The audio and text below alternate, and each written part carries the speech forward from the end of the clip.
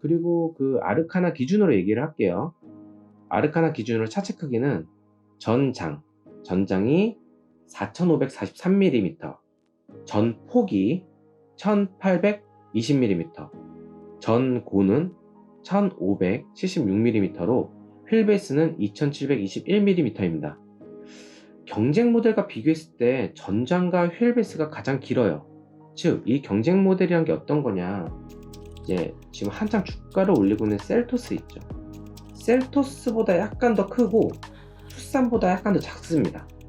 셀토스와 투싼의 사이급이라 보면 되세요. 하지만 셀토스는 럭셔리 컴팩트형 SUV라는 이 슬로건을 내밀고서 다른 채널에서 보면 이제 장고장 같은 것도 많이 올라오고 있지만은 그만큼 많이 팔렸기 때문에 생각보다 많은 장고장들이 이렇게 나오지 않나 싶습니다. 뭐 이건 거두절미하고 우선 XM3에 대해서만 얘기를 할게요. 셀토스와 투싼 사이급이라는 것은 지금 럭셔리 컴팩트 SUV의 선두주자라고 할 수 있는 셀토스가 풀옵션까지 하면 생각보다 비싸요. 거의 3천 가까이까지 올라갑니다. 이미 가격대로서도 이 XM3와 넘사벽의 차이가 나요. 르노를 우습게 보시는 분들이 많은데 르노는 세계 3대 레이싱 회사 중에 하나예요. 이 3대 레이싱이란 게 뭐냐, F1 포뮬러 1에서도 르노의 독자적인 이 포뮬러카가 있다는 거죠. 그리고 독자적인 엔진 생산과 또한 맥라렌에도 엔진의 어떤 부품 기술을 같이 공유하는 이런 굉장히 기술력이 탄탄한 회사예요. 뭐 유럽의 짱깨다 그렇게 말이 많지만은 중소형 카를 대상으로 그렇게 널리 이렇게 했던 거지 기술력이 결코 없는 회사는 아닙니다. 네, 참고해 주시고요. 그리고 아르카나 기준으로 볼 때는 적재 공간이 기본 508리터, 뒷좌석을 폴딩할 경우 최대 1333리터까지 실을 수 있다고 해요. 우선 차체 크기와 적재 공간은 실제 XM3와는 약간의 차이점이 보일 수 있지만 거의 비슷할 거라고 봐요. 네. 그리고 인테리어 안에 실내를 보면은 또 이제 굉장히 어떤 현재 트렌디한 인테리어를 볼 수가 있어요. 수평적인 이 형태에서 풀 디지털 LCD 계기판이 이제 도입이 되고요. 그리고 가운데 태블릿 하나가 떡하니 세로로 있는 것처럼 내비게이션 및 제어 화면이 있고, 그리고 가장 이제 SM6나 QM6에서 좀 단점으로 부각됐었던 버튼이 없는 부분, S링크가 굉장히 불편하다고 했었는데 그런 부분을 염두에 두시 비상등이나 이제 어떤 간단하게 조작할 수 있는 급하게 버튼이 필요할 부분에서는 버튼을 나란하게 배열을 해놨습니다.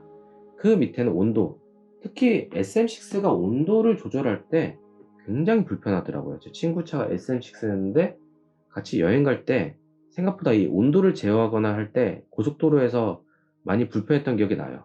하지만 온도를 다이얼식으로 바꾸고, 또한 대시보드 패널, 글로브박스의 디자인과 소재를 좀 더 고급스럽게 바꾸었고요. 전자식 파킹 브레이크 있는 건 당연하고 오토홀드도 있고요. 대시보드 중앙의 태블릿 크기는 9.3인치입니다. 그리고 풀 오토 에어컨 기능과 더불어 레버의 디스플레이를 적용하여서 조작 편의성을 높인 부분이 좀 더 다른 부분이고요. 엔진이 다운사이징 엔진이에요.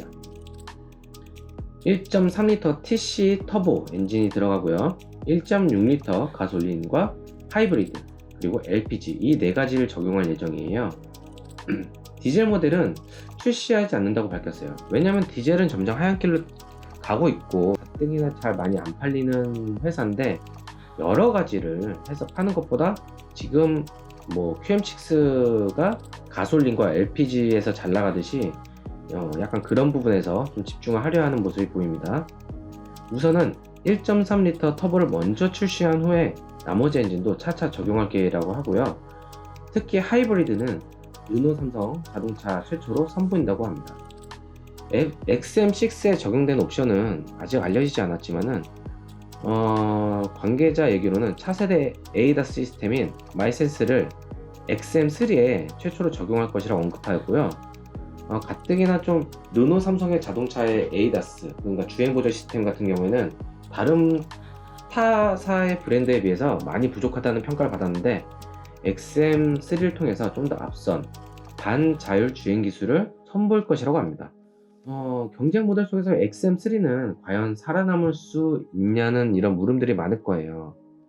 쿠페형 SUV라는 점을 통해서 경쟁 모델과 다른 XM3만의 매력을 가지고 있지만 성공한다고 장담을 벌써부터 할 수는 없는 거죠. 지금 노사관계 문제부터 시작해서 국외로는 르노와 닛산의 그 칼로스 고내장의 사태에 관해서 지금 난리가 아니고요.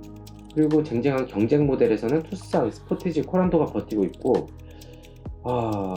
지금 이마저도 다른 소형 SUV의 성장으로 좀 상당 부분 좀 나간 상태죠. 더욱이 투싼은 1분기에 풀체인지 모델 출시의 상품성을 높일 계획이라고 합니다. 그러니까 곧 3월 안으로는 투싼의 풀체인지야, 그리고 또 저기 스포티지는 꽤 많이 멀었겠지만 급이 다르지만은 소렌토까지도 풀체인지 모델을 출시한다고 하니까요. 딱히 지금 팔 수 있을 때 빨리 하루빨리 내놔서 팔아야 되는 실정인데 뭐 생산하시는 분들이 안 한다고 하니까 뭐 어쩌겠습니까 지금. 또한 XM3에 앞서 트레일블레이저를 1월 중순에 출시하여 경쟁 모델이 하나 더 늘게 될 것이라는 게 현재 업계의 소식이에요. 그렇기 때문에 XM3가 지금 선택을 한 것은 가성비라는 것을 내세우는 겁니다. QM6가 가성비를 앞세운 전략으로 지난달 산타페와 소렌토를 제치고 지금 2분기 연속인가? SUV 판매량 1위를 차지했어요. 이렇듯이 XM3도 동일한 전략으로 가게 된다면 승산이 좀 크지 않을까 생각합니다. 요즘 여러가지로 어려운 르노 삼성 자동차, 독점이 좋은 게 아니잖아요. 독점이 좋은 게 아니고 차의 기본기는 항상, 특히 내연기관 자동차의 기본기는 엔진과 미션과 그리고 서스펜션과 잘 달려지는 바퀴, 특히 엔진과 미션 같은 경우에는 내구성이 좋아야 되고요. 이런 것들에 대해서는 지금 뭐 10년 전 엔진 가지고 계속 개량을 해가지고 팔아먹냐 마냐 이런 식으로 말들이 많은데 그건 어느 회사나 마찬가지예요. 지금 내연기관에 지금 끝물이 도래했고 더 이상 엔진의 개발은 없고 거기서 약간의 변형되는 것 뿐이지 더 이상 내연기관의 엔진에 대한 개발은 투자하지 않겠다는 회사들이 많이 늘고 있는 현실입니다. 이러한 가운데 르노 삼성 자동차가 좀 더 쉐보레도 그렇고 쌍용도 그렇고 견제하면서 서로 좋은 품질을 가지고 소비자들에게 가성비 좋은 이러한 제품들을, 제품보다도 하나의 어떤 공간체죠. 자동차라는 게 이런 우리 삶에 밀접하게 관련되는 이 공간에 관한 이 제품을 좋은 품질로 선사하길 바라겠습니다. 다음 화에서는 르노와 닛산의 끝난 로맨스, 그리고 그 중심에 있는 인물 칼로스 고내장을 얘기해 보겠습니다. 그리고 나서 15일에 GV80의 실제적인 런칭을 보면서 재빠르게 영상을 제작해서 실제 소문과 그동안 무성했던 소문과 실제 이제 GV80의 차이점, 그리고 GV80의 기초적인 기능이라든지 기본적인 것을 설명을 할게요.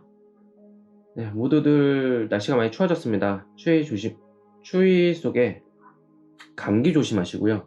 현재 A형 독감이 유행이라고 해요. 그러니 모두들 건강 조심하십시오. 감사합니다.